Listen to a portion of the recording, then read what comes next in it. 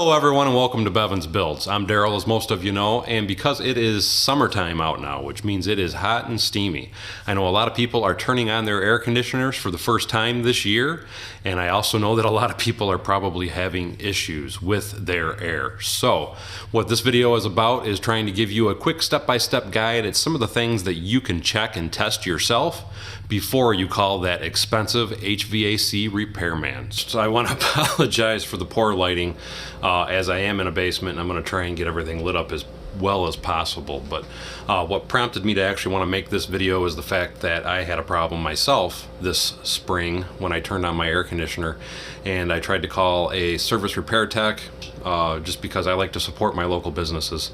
And unfortunately, the service repair tech that I called obviously was out to make a buck as opposed to try and help the homeowner. Me being the homeowner, trying to tell me that it was going to be $1,800 to repair my air conditioner, and actually all it was is it just needed a simple charge. And with that, to me, I mean, it should have been no more than a $150 service call for the technician, and with them trying to charge me $1,800, I thought that was absolutely ridiculous, and that's why I said I wanted to make a quick video to show everybody what to look for and things you can check before you call that service tech. So with that in mind, let's start with some of the really simple, easy things you can check without even needing any tools at all. And let me get right to that. Now, with your heating and cooling system, you have a high and a low pressure line that run out to the compressor outside. As you can see here, I got this small line and this fat line. If I'm not mistaken, and I am not an HVAC guy, but anyway, this is your low pressure line and this is your high pressure line, if I'm not mistaken. Anyway, one of the typical things you can look for is on this low pressure line, or the fat line as I like to call it, is if it's icing up on the outside of this line, typically that is a sign that you are low on fluid. You're low on Freon. And if you're low on Freon, the lines are going to freeze up, which means the coil inside of here is going to freeze up and it's not going to allow it to blow. Now, the particular system or problem that I had with my system is that the fan and everything was working, and none of these were, this was not freezing up, it wasn't getting cold, and it wasn't getting hot. So that's another thing I want to point out to you. When you come downstairs, and I'm going to try and show you what I mean, the line runs all the way up, out, and then runs outside to my compressor. But anyway, the point that I want to get at though is if this isn't to the touch, this should be cold to the touch when it's running, and this should be warm to the touch when your system is running. If those are not hot and cold, it is possible that you have a compressor problem, which is what the inspector, or not the inspector, but the service tech that came to my house tried to say. But in my particular case, what it was is I actually had a leak in my line, and it let the Freon out so much so that there was really not much Freon in the system. And like I said, the technician was trying to tell me that it was a bad compressor, and it was not a bad compressor, and we're going to discuss on how to check that as well. But the first thing, again, I want to point out is this should be cold to the touch, this should be hot to the touch, and this should not be freezing up. If this is freezing up, it's low on fluid, or something else that you can possibly check, and it's very common, is your filter. Now, me personally, I have a very large filter in my furnace, and pop this out, and mine is actually a cartridge. It's a very large cartridge, but the thing I want to point out is you want to make sure with any system, even in the heat for the winter and in the summer, you want to make sure that your filter's clean. If it's not clean, change it. Sometimes just changing your filter alone can help your air conditioner start to actually work. Believe it or not, this is a very common problem. People do not change their filters enough. You should really change the filter on your heating and air conditioning system for your home. Me personally, I would recommend changing it at least once a month. Probably up to a maximum of every 3 months, but like I said, again, me personally, you should probably change it at least once a month. Now, one of the next things you're going to want to do is walk outside to your actual compressor. And now, with it being spring, I know here where I live anyway, we have a lot of cottonwood trees, which is what this little white fluffy stuff that you always see floating in the air actually is. And with that, what happens is it gets into the coil of your compressor. So you want to make sure that your compressor is nice and clean, because that also will cause your line to freeze up in the house, and it will cause the air not to work. Now, to give you a quick example, here was somebody's house that I went over and looked at, and their air conditioning wasn't working. And as you can see here, the coil is just packed with that nice white floaty stuff. Again, that's off a cottonwood tree. And once your coil is plugged up like this, it's not going to work. Now, real quickly, just to show you what you do if your compressor is plugged up like I just showed you in the video, all you do is you take your garden hose, put it on the jet stream spray, start from the top and work your way down to get all the little gunk out of your coil. And that should help your system get back up and running. But now let's go ahead and talk about some other things. Now again, because I'm outside, I just want to point it out again. This is your low pressure or the large line, and this is your high pressure or the small line. And this one will be the one that'll freeze up, and this one will be the one that's supposed to be hot. Again, to the touch, this should be warm and this should be cold. And if you're not getting that, and your coil's clean and everything's clean downstairs and your filter's clean, then you do obviously have a bigger problem, or you're low on Freon. Something else I want to point out is typically if you're having a problem and you have a leak in the system, because a leak can occur, and what actually happened, the problem with my particular unit anyway, is right here is what's called a Schrader valve on the air compressor. And what had happened is my Schrader valve had failed and it was leaking. And how you can normally tell if a Schrader valve is leaking is when the Freon is leaking out of the system, it'll leave a slight oil spot, because the Freon is actually a liquid and it is an oily liquid.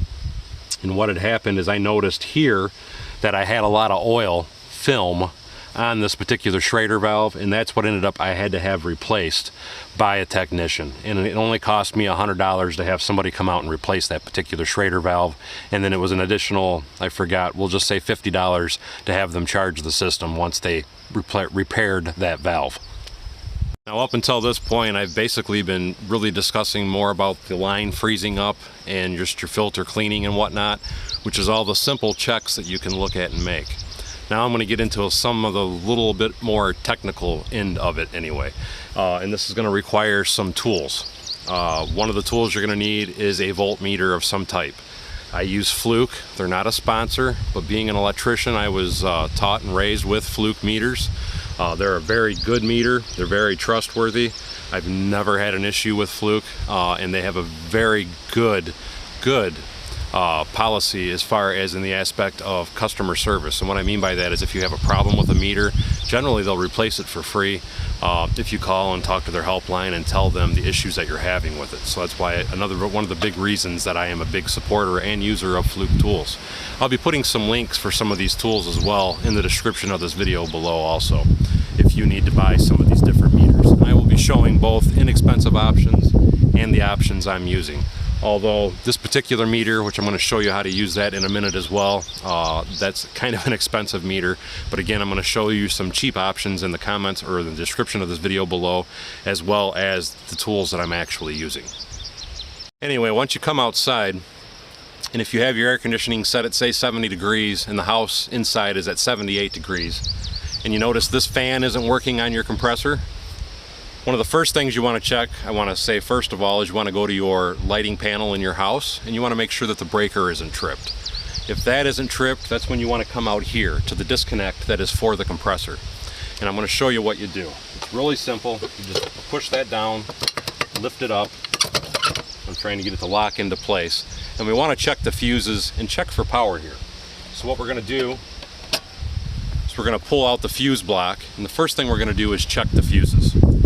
Now, to check the fuses, again, I have a Fluke meter, and right here you'll see the little resistance sign. And I'm trying to zoom in a little bit so you can see that.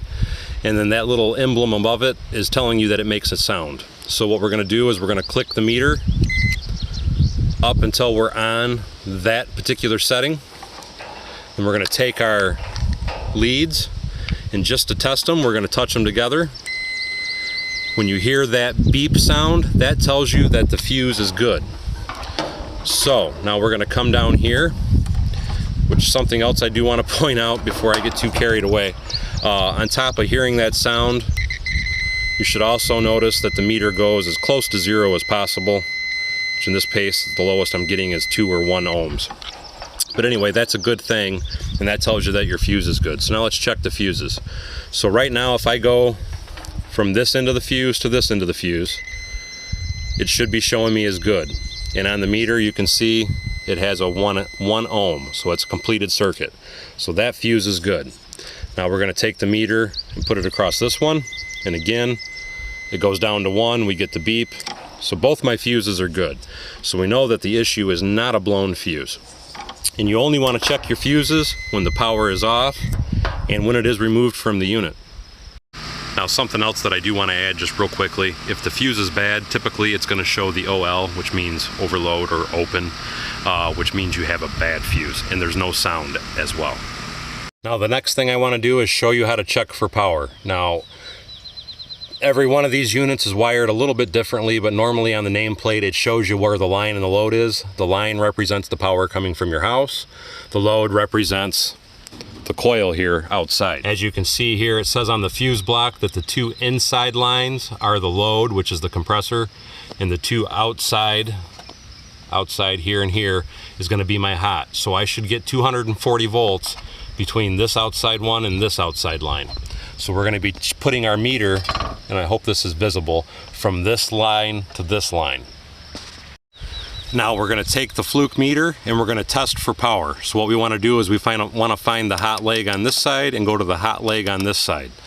Actually, I've already pre-checked it, and what it ended up being is that the outside legs are the hot legs.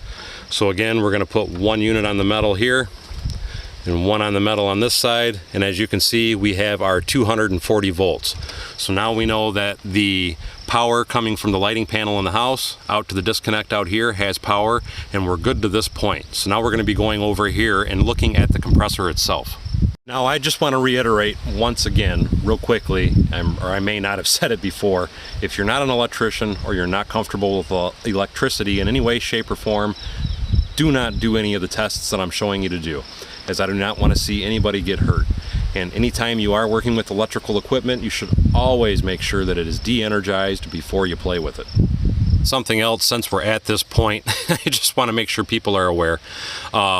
If you look at the fuse disconnect portion of it, you have a set of tabs on the bottom and nothing on the top. So if you put it in this way, it's going to have the unit on, which if you also look at the front of the unit, it shows that it's on this way. You want to be able to read what it says, because if you put it in this way, it's going to be on, and if you put it in this way, it's going to be off, or no, as you can see on that. And that's because your leads are going to be going into the top, so that means it's not going to be giving power to the compressor. So anyway, let's go ahead and put this back on in the on position, which is down. And all you do is push it in like so, then we're going to close it, and now we're going to open up the compressor. Now to open up and check the compressor, what we're going to do is take this screw out, and I'm supposed to have a screw up here, but it's missing. But anyway, there's 1 on this side and 1 on the other side. There's actually 4 in total. But let's take this cover plate off. Okay, now that we have the access panel open and off, you can see that we have a coil here. This is our contactor, or coil, depending on who you talk to, but what it is this is your control power that pulls the coil in and out, which lets the contacts give power to your compressor. So what we want to now do is make sure that we have power coming from our disconnect over to this point. So again, with our meter on the V for volts, we're going to come across the 2 incoming legs, and we should have 240 volts. So let's put 1 there and 1 here, and as you can see, we have 240 volts. Now if you come up on the top, now mind you, I don't have my compressor on or running, and the reason that I don't is because you would not be able to hear it, or hear me talk anyway. But what you should be able to do now is come to the top of that coil and come across those other 2 leads, and you should see power there. Now I'm going to show you how to do that, and I do not recommend doing this at home. But what it is this coil is not pulled in, but if you were to simply take it and push it, you can see like there, it kicks the unit on and it does work. So if that coil was pulled in, and it's this little piece right here, I do have my 240 volts to the top. So I know this portion of the circuit is good. And again, that's only if this isn't pulled out. But if you don't have power to the top of that, and that coil's pulled, or the coil on this contactor is pulled in, that means you have a bad contactor. The only other thing I can show you that you can test without calling the technician, and again, I am getting very technical with a lot of this, is you can check your coil here. Capacitor, excuse me. Now with a capacitor, they come in various frequencies, ratings, so on and so forth, and you can't check it with a typical voltmeter. But anyway, if you look at the front of your capacitor, you'll see, like in my example, it's 45/5 unifarads. Microfarads is what that actually stands for. So what we're going to be doing now is we're going to be taking my other meter and we're going to test this capacitor to see if it's good. Because if this capacitor isn't any good, it's not going to bring in your coil and it's not going to allow your fan to run. Also, real quickly for safety, before we do any of the tests I'm about to show you, make sure that your fuse block is pulled, as you do not want any power over here while you're doing your testing. Now here's where the testing gets a little more tricky, and that's because we have to pull the leads off the capacitor. So you want to make sure that you write it down or memorize the order and place where your wires go. Something else that I want to point out is that a capacitor does hold a charge, and it can still poke you, very much so. So use a lot of caution and use leather gloves if you have them available. And again, if you're uncomfortable in any way doing electrical, I really recommend calling a technician to do any of what I'm showing you.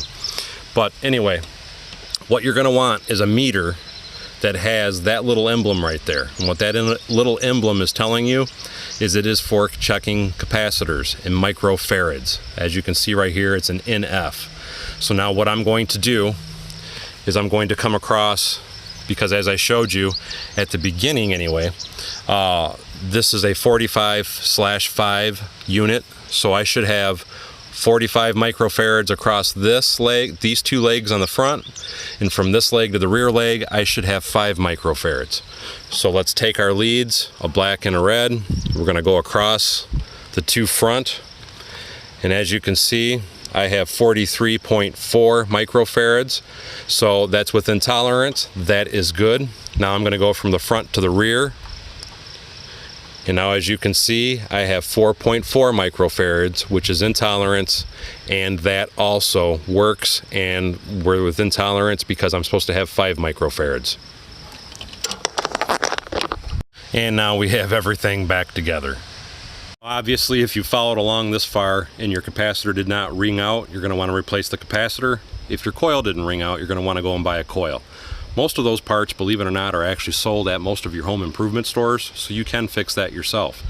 But if you've done everything that I've talked about in this video and your air still is not working, I would really highly recommend you calling a technician. Even for the end part that I just showed you, most people probably are not comfortable or be willing to do any of those tests or checks or repairs. So even before you got to that point, you would probably want to call a professional. But again, this is just trying to help those that are actually fluent with tools, comfortable with working around electricity, and want to try and check some of the stuff themselves before they call their HVAC technician.